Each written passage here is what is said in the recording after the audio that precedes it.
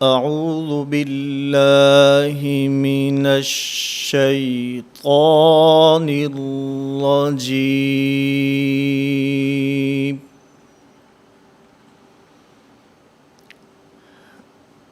بسم اللہ الرحمن الرحیم۔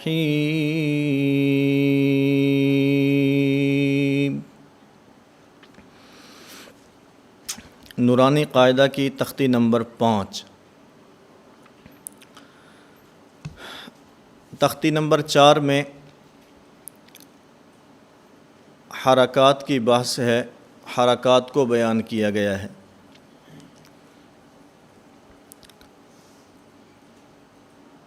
اگر ایک زبر، ایک زیر اور ایک پیش ہو تو ان کو حرکات کہتے ہیں، اور اگر کسی حرف پر 2 زبر، 2 زیر اور 2 پیش آ جائیں تو ان کو تنوین کہتے ہیں۔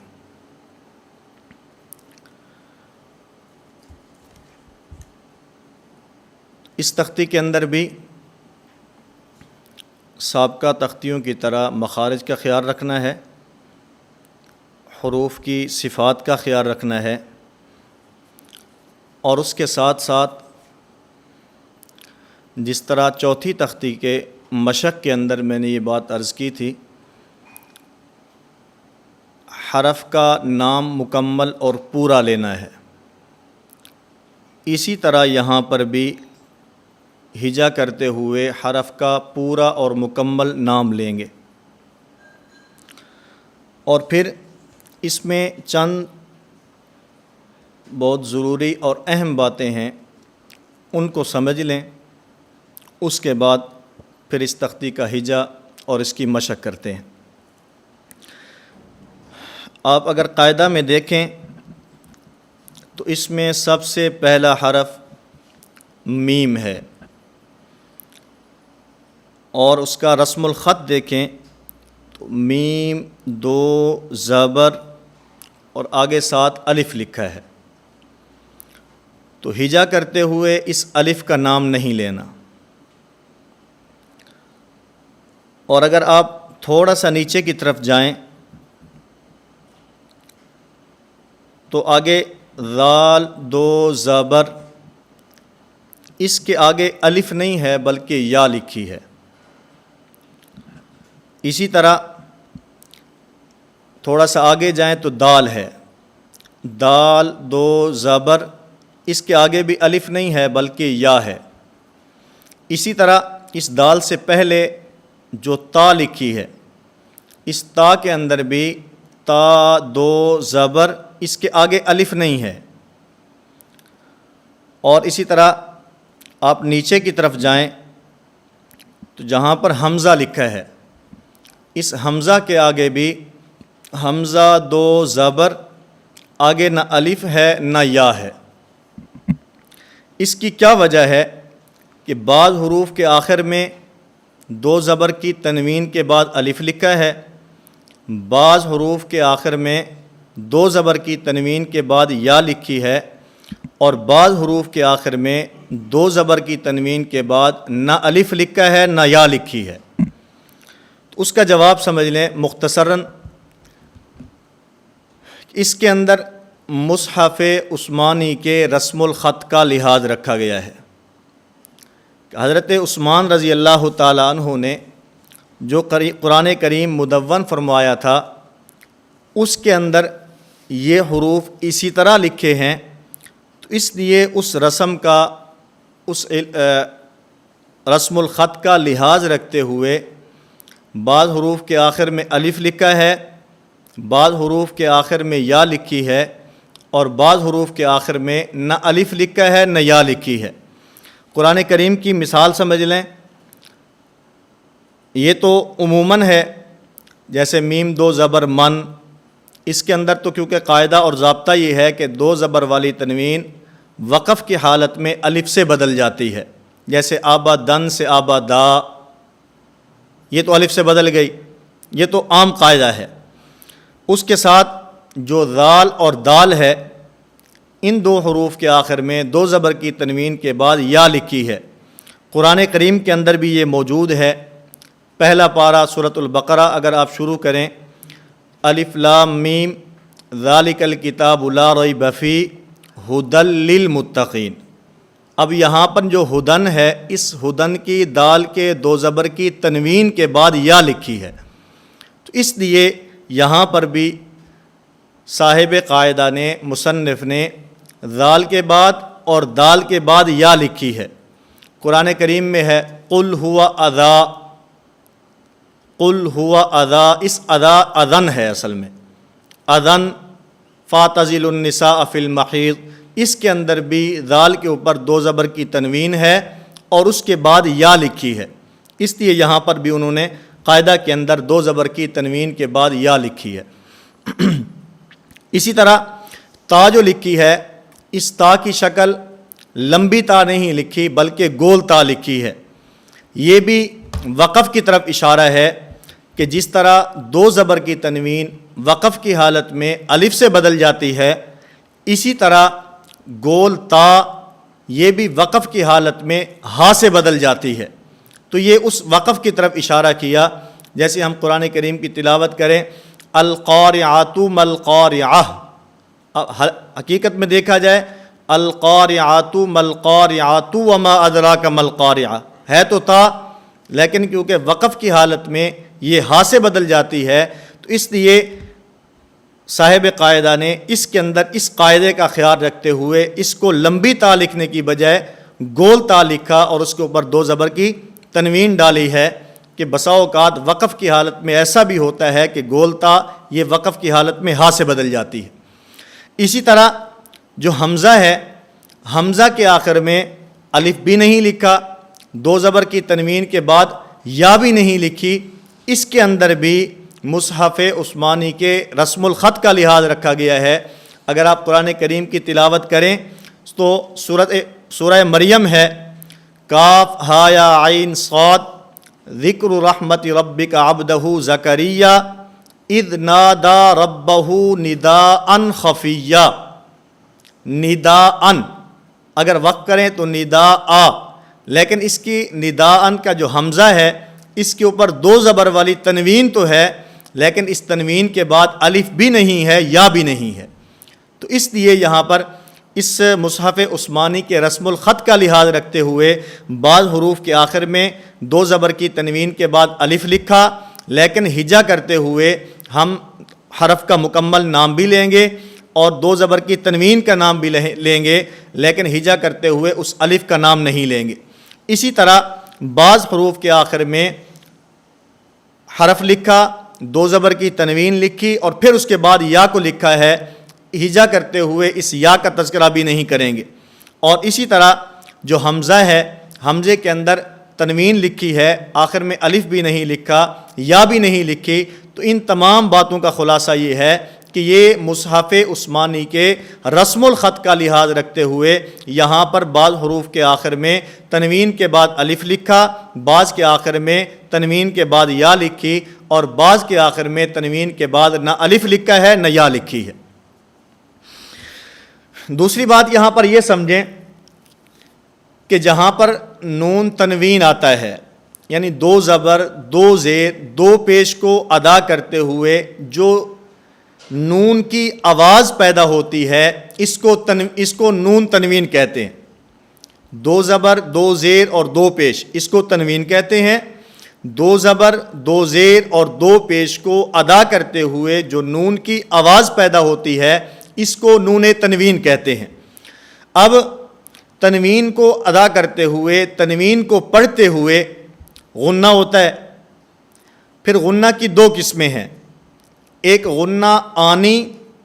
اور ایک غنہ زمانی۔ غنہ آنی جو ہوتا ہے یہ نون ساکن، نون تنوین اور میم ساکن، ان کی ذات کا حصہ ہوتا ہے۔ کیا مطلب کہ نون ساکن کے بعد، اسی طرح میم ساکن کے بعد اور اسی طرح نون تنوین کے بعد کوئی بھی حرف آ جائے، غنہ آنی ہر حال میں ہوگا۔ اس کی مثال اردو میں جیسے کہ گھنٹی کی آواز ہے، آپ گھنٹی بجاتے ہیں تو گھنٹی کی آواز کیا ہے؟ ٹن. اب یہ ٹن یہ غنہ آنی ہے، یہ غنہ آنی ہے، ٹن یہ بھی نہیں ہے، اور اس کے اندر غنہ زمانی ٹن یہ بھی نہیں ہے، ٹن یہ غنہ آنی ہے. اور دوسرا غنہ غنہ زمانی. غنہ زمانی یہ سبب کا محتاج ہوتا ہے. کیا مطلب؟ کہ نون ساکن اور نون تنوین کے بعد اگر حروف حلقی کے 6 حرفوں میں سے کوئی حرف آئے گا وہاں غنہ زمانی نہیں ہوگا. اسی طرح نون ساکن اور نون تنوین کے بعد لام اور را ان 2 حرفوں میں سے کوئی حرف آئے گا تو وہاں پر بھی غنہ زمانی نہیں ہوگا. جیسے من لدنہ، من ربک، اب اس کو من لدنہ نہیں ہے، من ربک یوں نہیں ہے، من لدنہ من ربک. اور اسی طرح حروف حلقی کے 6 حرفوں میں سے نون ساکن اور نون تنوین کے بعد کوئی حرف آئے گا تو وہاں پر بھی غنہ زمانی نہیں ہوگا. جیسے صراط الذین انعمت علیہم، اب یہ انعمت نہیں ہے، یہ غنہ زمانی ہوگا، یہ یہاں پر نہیں ہوگا. کیوں؟ اس لیے کہ نون ساکن کے بعد یہاں پر حروف حلقی میں سے عین آ رہا ہے، اس بنیاد پر یہاں غنہ زمانی نہیں ہوگا. اور پھر اس تختی کے اندر جو ترتیب ہے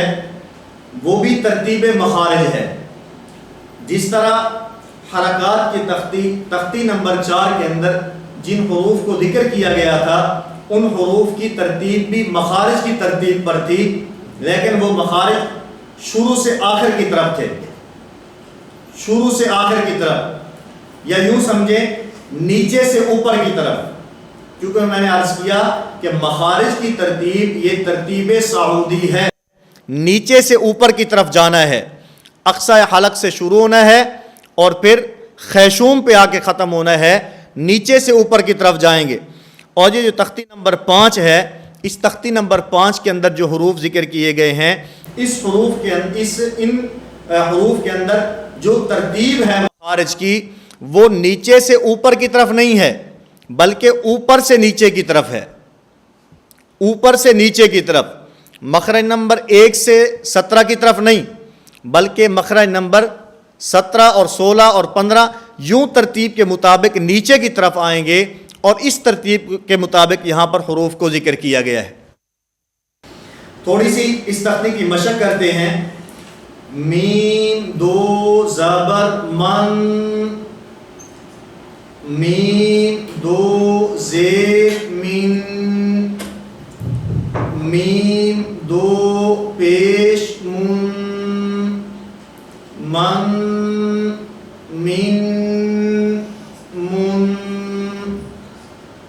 با 2 زبر بن، با 2 زیر بن، با 2 پیش بن، بن بن بن. اور اس کے اندر بھی جس طرح حرکات کی تختی میں ہم نے حروف کو الگ الگ بھی پڑھا تھا اور ایک ساتھ بھی پڑھا تھا، اسی طرح یہاں پر بھی حروف کو الگ الگ بھی پڑھا جا سکتا ہے. من، من، من، بن، بن، بن، اور ان کو ملا کر بھی پڑھا جا سکتا ہے. من، من، من، بن، بن، بن، ون، ون، ون، فن، فن، فن، ثن،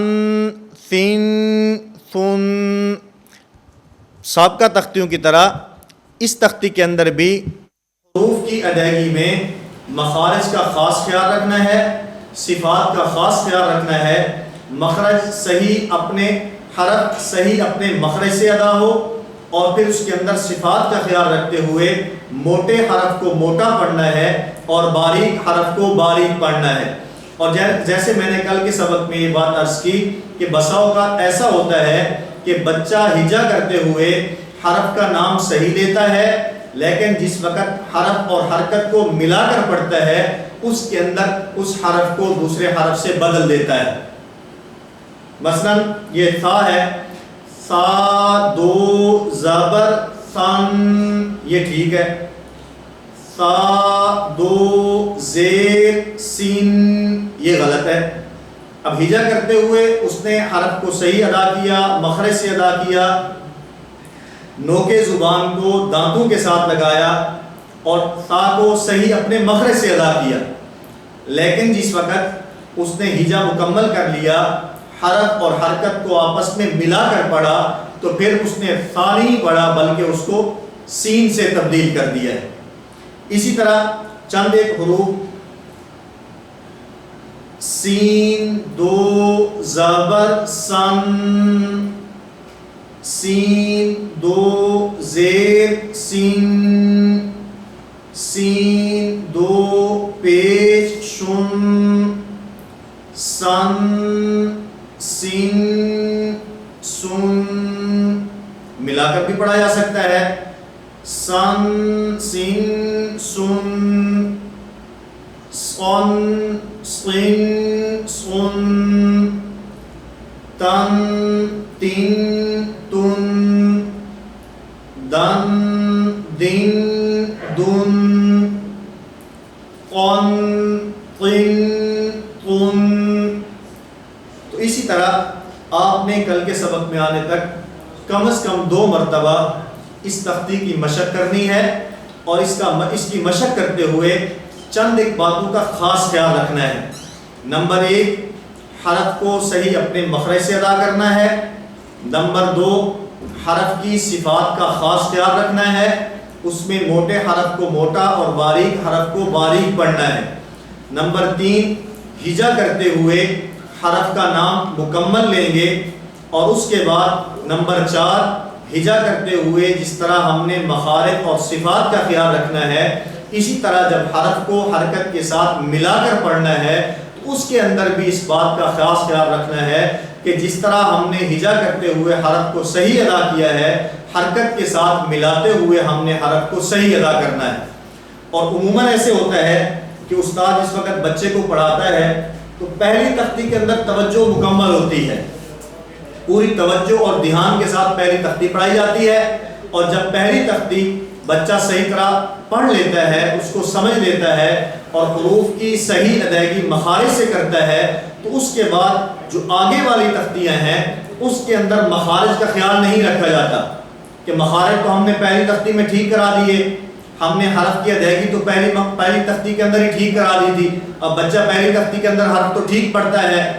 وہ سا کو تا پڑھتا ہے، دال کو دال پڑھتا ہے، صاد کو صاد پڑھتا ہے، قا کو قا پڑھتا ہے، اس کے بعد جو آگے والی تختیاں ہیں اس کے اندر اس بات کا خیال نہیں رکھا جاتا۔ تو اس طرح آپ حضرات نے اس بات کا خاص خیال رکھنا ہے کہ ہم نے